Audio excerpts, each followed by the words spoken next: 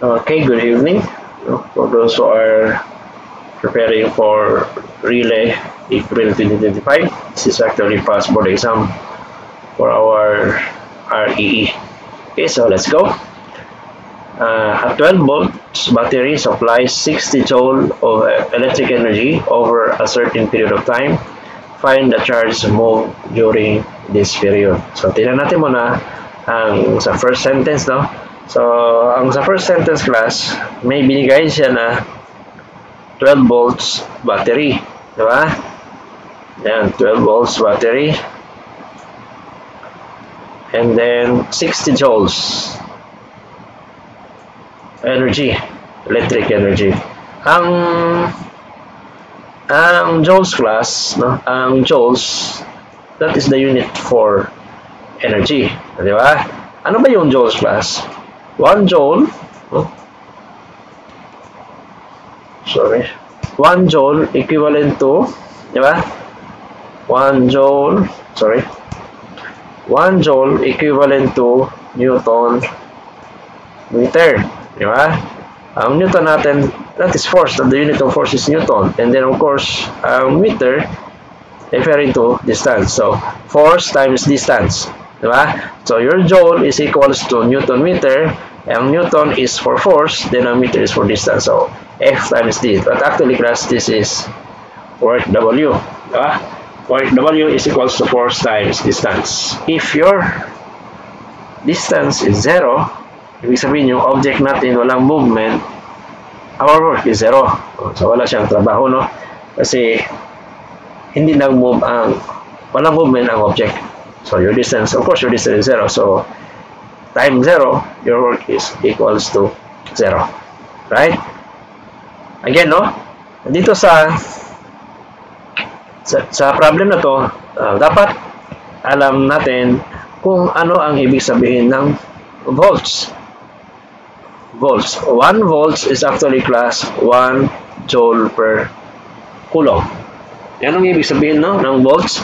1 volts is equals to joules per coulomb. So our joules, ang joules class, that is referring to energy or work, no? Referring to energy. And then your coulomb referring to the charge Q. Alright? So yung joule is Newton meter. Now, ang required dito class is we have to find the charge. Of course, charge Q, no, move during this period. So we are looking class for,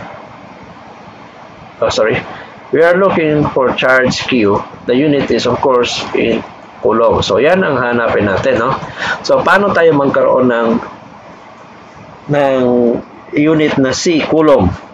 Kasi ang C, coulomb class, is referring to charge. So he is asking for the charge Q. And of course, the unit is coulomb. So based from the given, ano bang given class, diba? Given ang 12 volts. Diba? 12 volts.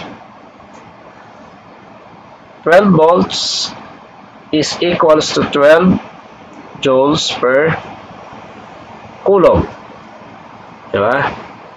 Right? Yan, 12 joules per coulomb. Now, since ang tanong is, we have to solve for Q, we have to solve for the charge Q, and of course, the unit is coulomb. So, ang makikita natin class dito, ang coulomb natin nasa baba. So, pwede natin yan siya itaas. Diba? So, coulomb sa taas, sa baba ay joule. 1 coulomb sa taas, 12 joules sa baba. So, ang tanong ko, pareho lang ba yung dalawa na to? Of course, pareho lang, di ba? 12 joules per coulomb is just the same as 1 coulomb per 12 joule. They are just the same. Depende kung ano ang gagamitin natin. So, since we are looking for the coulomb, so dapat ang coulomb natin sa taas. So, pareho lang naman ito, di ba? Sabi dito, 12 joules per coulomb. It's just, of course, it's just the same as 1 coulomb per 12 joules. So, our target lang class, ang coulomb natin sa taas. wag lang magiging ganito. Diba? Sa taas ang coulomb, sa baba ay joules. So, 12 tapos ganyan. So, mali na ito. Dapat sali mo yung 12 sa baba. Alright, so we are using this one. We're just playing with the units, no? Assuming hindi natin alam ang formula. So, parang conversion lang ito, no? 1 coulomb, 12 joules. Of course, we are looking for the charge Q. The unit is coulomb. The coulomb. So, dapat mawala ang joules na yan. So, anong gawin natin? We have to multiply this one by joules. So, how many joules? Meron ba given? O, 60 joules. So, lagay mo lang 60 joules. 60 joules. So, we can cancel out joules, no? So, ang naiwan dito, class, is coulomb. So, that is actually 60 over 12. Calculator. No? Right? 60 over 12